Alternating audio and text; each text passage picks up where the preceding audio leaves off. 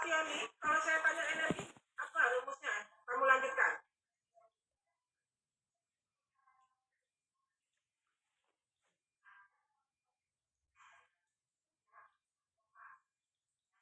Tri Oktaviani, warnanya. Kalau saya tanya berapa energinya, bisa kamu jawab? Ini tidak ada data loh yang saya munculkan nanti, cuman kalimat seperti itu. Gunakan persamaan Rayleigh untuk menghitung panjang 3 garis pertama seiringan. Kemudian saya tanya, berapa energinya? Bisa nyambung. Rumus apa yang digunakan? Tri? Kemarin sudah, Tri? Iya, Bu.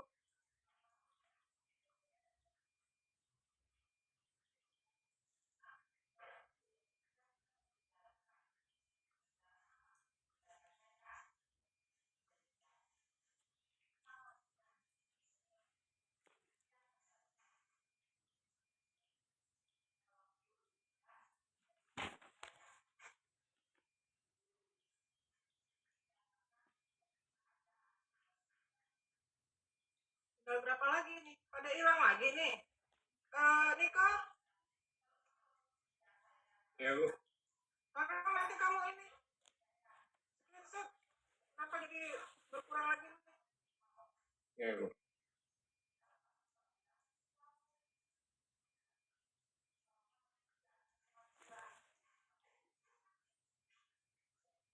Nanti kirim di ini ya. Di grup jangan dihapus sampai kuliah selesai. Ya, Bu.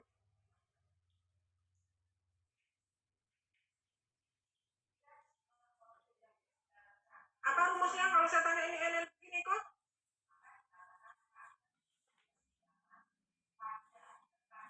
Rumusnya E sama dengan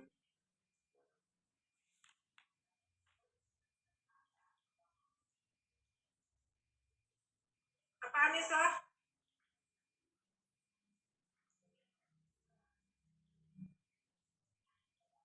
Anissa, oh lihat. Sudah, Bu. Apa rumusnya untuk energi yang ditanya? Valisa tadi belum kejawab, Valisa. Anissa, Faliha.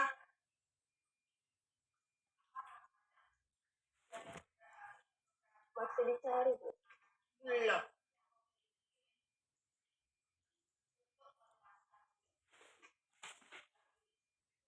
Bilang apa rumus pelan?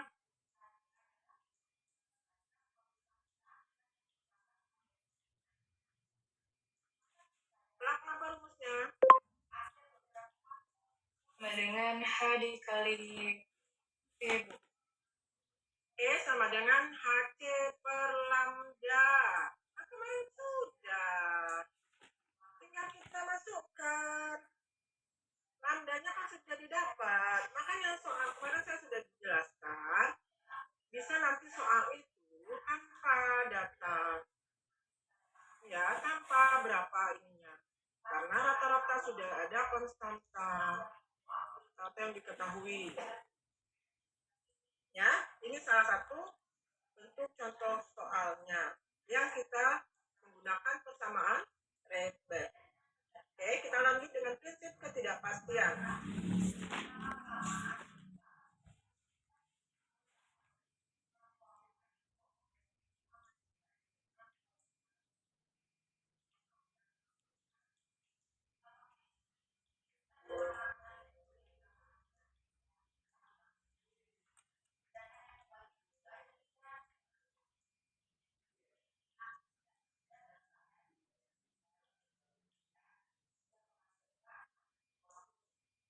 Oke, untuk prinsip ketidakpastian ini bertolak pada ya elektron bersifat sebagai kemarin saya sudah ada sebutkan, elektron bisa bersifat sebagai gelombang ya, itu tidak dapat dilihat, mempunyai panjang gelombang, mempunyai energi foton sebesar HQ ya, dan mempunyai momentum. Ini tadi yang kita ganti. Kalau rumus sama dengan mv. Ya. Kemudian ini yang pertama, elektron bersifat sebagai partikel. Jadi dia bisa bersifat sebagai gelombang, bisa bersifat sebagai partikel. Ya. Dapat dilihat mempunyai energi foton sebesar m². Ya, sama-sama dia energinya ada. Ya, ini melibatkan massa, ini kita melibatkan tetapan. Nah, atau istilah yang dua tadi dikembangkan menjadi radiasi, ya, sifat dualisme dari cahaya.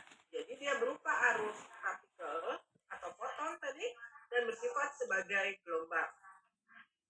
Sifat dualisme cahaya ini ditetapkan oleh de Broglie. Ya. Kalau kita lihat teori Einstein itu E sama dengan mc². Jadi berbagai ini kita bisa menentukan energinya. Ya, ini tadi mc² sama dengan hq sama dengan hc per lambda. Lambdanya sama dengan apa? Bisa lagi dirubah di sini. Jadi dasar rumus-rumus ini, ya itulah nanti yang biasanya kita bolak-balik. Ini di sini melibatkan dengan momentum.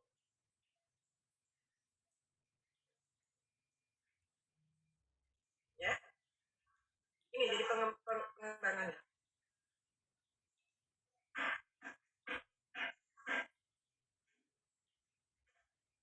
Ya, jadi dasar rumus dari yang kemarin saya sudah jelaskan kemarin dan saya bilang tolong diingat, jangan dipisah-pisahkan, saling berkaitan semuanya.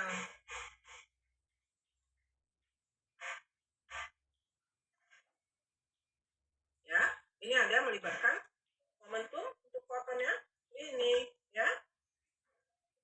Dari Einstein tadi perkembangannya bisa seperti ini. Oke, saya lanjutkan. Jadi untuk prinsip ketidakpastian tadi adalah tidak mungkin untuk menentukan secara tepat berapa banyak momentum.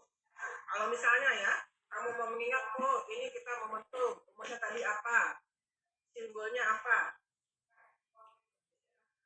yang dipindahkan ke elektron selama foton bereaksi dengan elektron. Jadi tidak mungkin kita menentukan ya berapa banyak momentum yang dipindahkan.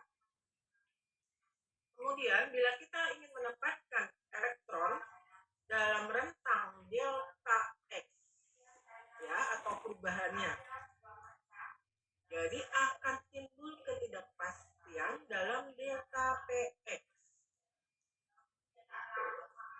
Ketidakpastian itu bukan kesalahan percobaan, tapi ketidakmungkinan untuk menentukan posisi dan momentum suatu bentuk mikroskopik secara sentak.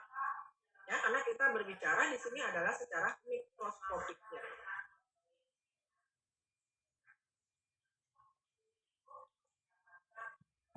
Prinsip ketidakpastian Heisenberg, ya, delta X, delta P, ya, ketidakpastian dalam momentum. Delta X-nya adalah ketidakpastian dalam posisi. Ya, jadi posisinya tidak pasti di mana, kemudian momentumnya juga tidak pasti. Ini nilainya lebih besar dari H per 4pi atau sama dengan H bar per 2pi.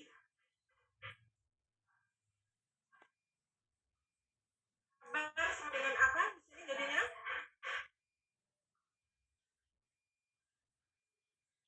H bar sama dengan H per 2pi. Ya, jadi bisa kamu mengganti ini menjadi H bar atau bisa ini. Ya, H kita sudah tahu nilainya.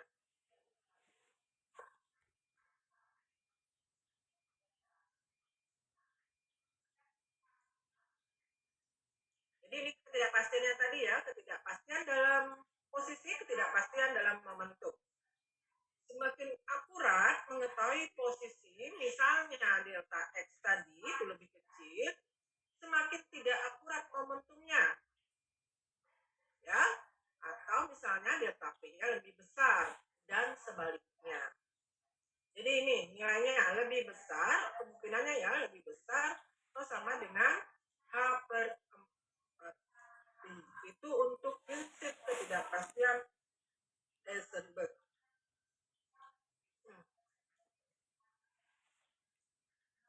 Mengukur posisi dan momentum sebuah elektron. Ketidakpastian minimum dalam posisi itu diberikan oleh panjang gelombang cahaya. Jadi untuk menentukan posisi akurat, kita perlu menggunakan cahaya dengan panjang gelombang yang pendek. Ya, kemarin kita sudah ya, untuk panjang gelombangnya itu, posisinya apa dulu kemarin? Sampai yang menghasilkan energi panas yang tinggi, kemarin ada kan ya? Nah, itu. Ya, jadi semua ada kaitannya. Kalau misalnya nggak ini, oke, nanti ini saya upload. Kenapa saya tidak langsung upload? Saya tidak tahu sampai berapa banyak ini nanti PPT yang ini ya, berapa halamannya. Soalnya nggak sama kayak kemarin, harusnya kan kita masih kurang kemarin itu sekitar 4 lagi. Tapi waktu sudah dan saya juga udah capek kemarin ya. Jadi seperti itu. Tolong nanti dibaca lagi. Jadi ini tahu hubungannya dengan yang sudah kemarin. Ya, dimana prinsip ketidakpastian kemarin. Ya, yang ini tadi. Nih, jadi untuk ketidakpastian adalah dalam posisi dan momentumnya. Oke, kita lanjut. Mengukur posisi dan momentum sebuah elektron menurut Planck. Jadi Planck jangan kamu lupakan ya. Ini berkaitan juga nanti dengan mata kuliah yang lain. Ya, dia bisa terjadi perpindahan ya. Itu misalnya kita menggunakan UV itu karena perpindahan elektronnya.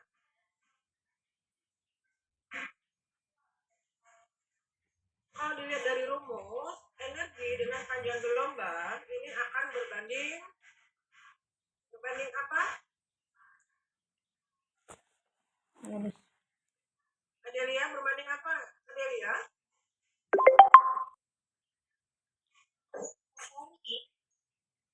Apa? Terbalik, Bu. Ya, berbanding terbalik. Ya. Mana yang terbalik, mana yang lurus? Panjang gelombang pendek akan memberikan energi yang besar. Jadi terjadi kolisi foton dengan elektron yang besar. Tapi untuk menentukan momentum secara akurat, ya, kolisi foton dengan elektron harus kecil. Artinya kita harus menggunakan panjang gelombang yang besar. Jadi kebalikan. Ya, ingat tadi untuk rumus yang berkaitan dengan momentumnya. Ini terus kita lihat tadi di rumus. Nah, yang ini. Ya. Kalau ini harus kecil, maka ini harus besar. Atau sebaliknya. Ya, seperti pernyataan yang ini.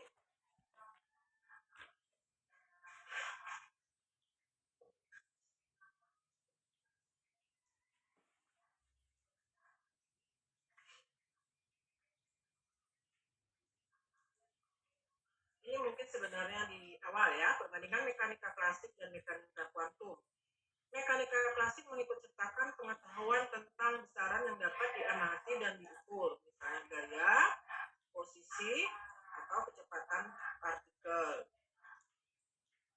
Posisi partikel itu tidak hanya oleh waktu, ya, tetapi juga kondisi awal, misalnya gaya dan posisinya x0 dan v0-nya.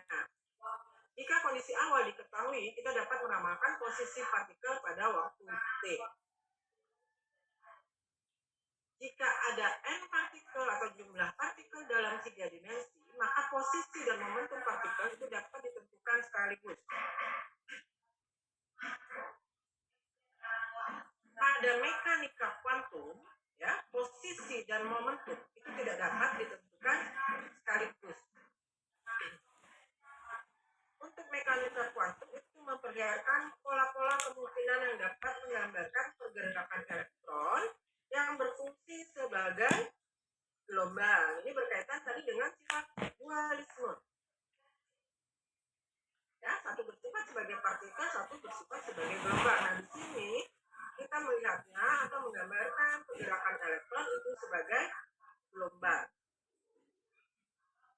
Ya, jadi nanti coba ditelaah lagi dari awal sampai tadi keterangannya, pelan-pelan saja.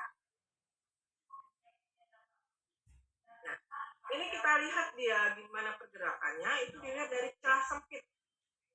Ya, ini celah sempit, ini ada. Nah, ini kemarin sudah saya suruh gambarkan.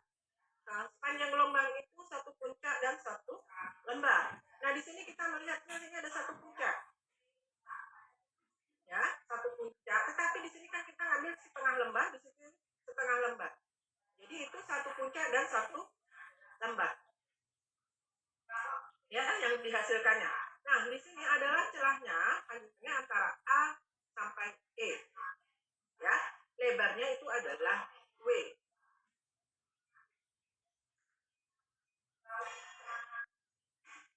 Kita lihat untuk tadi delta X sebagai posisi dia, ya. Delta Px sama dengan P sin alfa. P sin alfa. Sin apa? Sin depan sudutnya. Ya.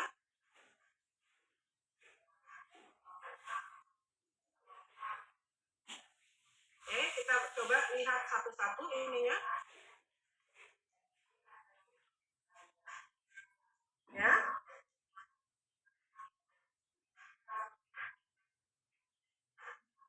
Yang sebelahnya ini kelihatan nggak?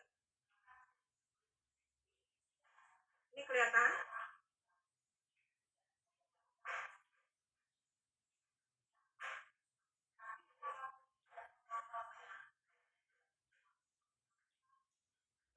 Bisa ya? Gedein. Oke, ini kita lihat tadi lebar celahnya adalah W. Ya. Kemudian penyebaran di sepanjang celah X itu adalah delta X. Delta X-nya sama dengan W. Partikel melewati pusat celah itu sama dengan setengah panjang gelombangnya. Ya, yang ini tadi, ini setengah panjang gelombangnya. Dan kalau ini satu gelombang.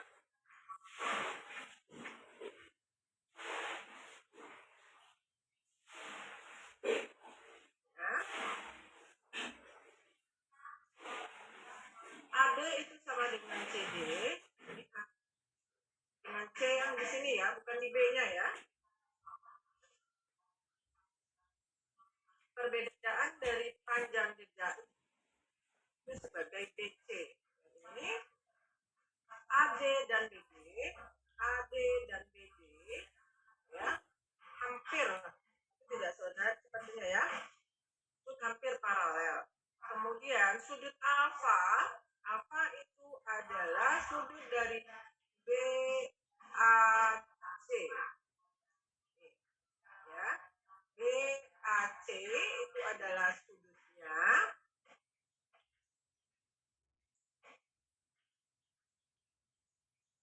Ya, ini itu BC sama dengan setengah B sin alfa. Nanti kamu telaah lagi.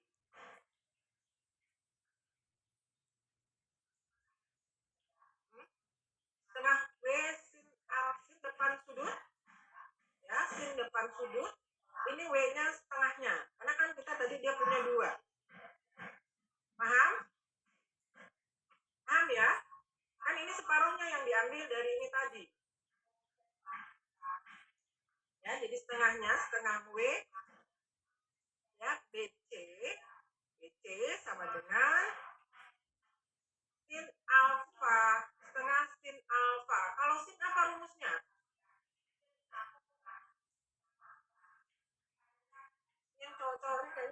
hilang.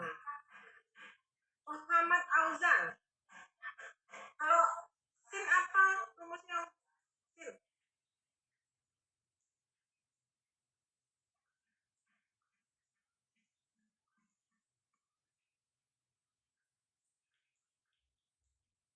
Depan permiring.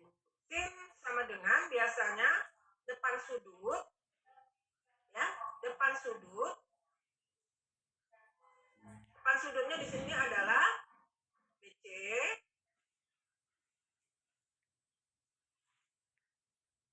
Kemudian R-nya.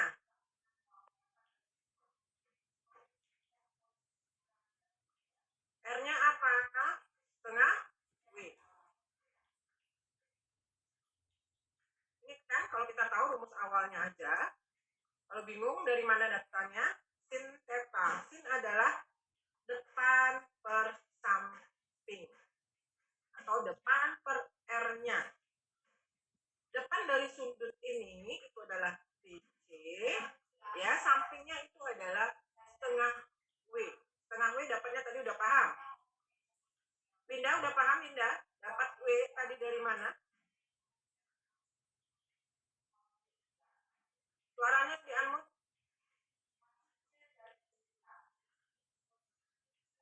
Masih belum paham, Bu, dapat W dari mana?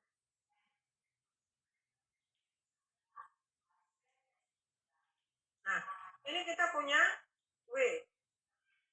Ya, ini kita punya W. Ini adalah separuhnya yang dilihatkan, ini celahnya. Yang dimunculkan di gambar yang di sini, itu adalah setengah dari sudut ini. Ini kan setengah gelombang. Ini satu gelombang, ya, satu puncak dan satu lembah. Ini setengah lembah, ini setengah lembah. Ini diibaratkan cahaya melewati celah. Ini celahnya sepanjang W. Jadi yang diambil adalah setengahnya. Nih, ya, ini dia separuhnya. Ini tadi di sini. Nah, ini adalah garis yang baru ditarik untuk membantu kita. Panjang AD itu tadi sama dengan CD. Jadi dibantu. Garis bantu ini. Yang tidak ada di gambar sini tadi. Ya. Untuk sin rumusnya adalah depan sudut. Jadi ini tadi depan sudutnya, per miringnya. Ini setengah W-nya.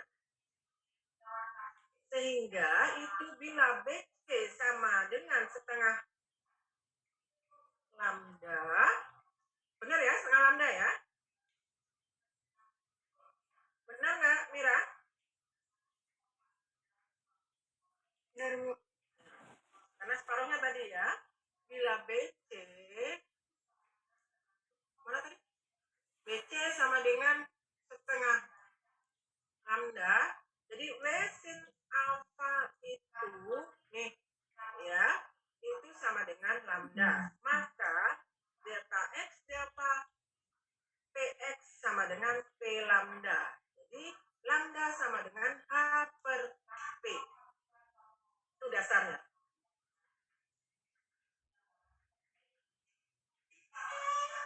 Ya, di buku Iralesin ada itu.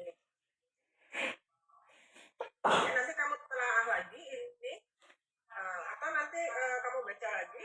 Ada di buku Iralesin. Kalau misalnya ada kesalahan, kalau kamu ngomongin ke saya, ya, ini sepengetahuan saya yang saya tangkap dari buku tersebut. Jadi kita mau mendapatkan delta X, delta PX ya. Ya, kita mau menentukan ketidakpastian tadi. Jadi dia dianggap dari cahaya melewati celah sebagai gelombang, ya, elektron sebagai gelombang. Kita lanjut. Ini tadi rumusnya tadi sudah ada di awal. Ini saya ulang lagi. Berarti lambda sama dengan H per MC atau sama dengan H per Q-nya. Nah, saya di sini kecepatan ya. Saya clear dulu yang lain. Nah,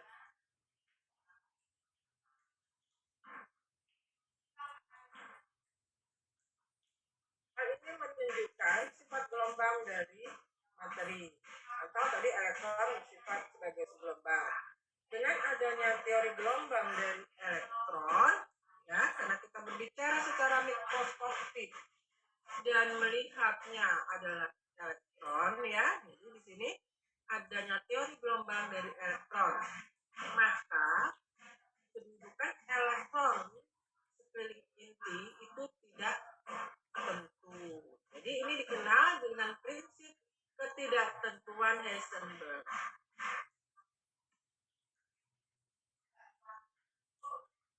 Tadi masih ya, jadi tidak bisa kita melihatnya. Jadi tak dapat ditentukan secara simultan dengan ketelitian tinggi. Yang dilihat di sini contohnya ya, dari tadi itu adalah pasangan momentum dan kedudukan pasangan. Jadi ini dari energi dan waktu.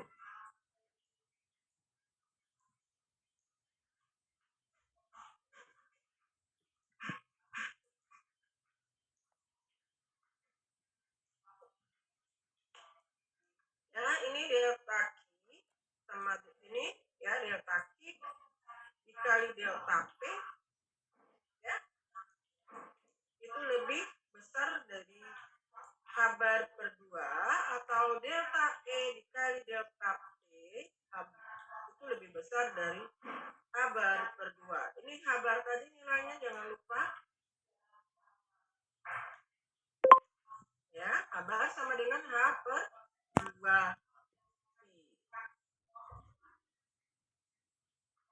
ya. Jadi paham untuk dari mana kita menentukan prinsip ketidakpastian Heisenberg tadi.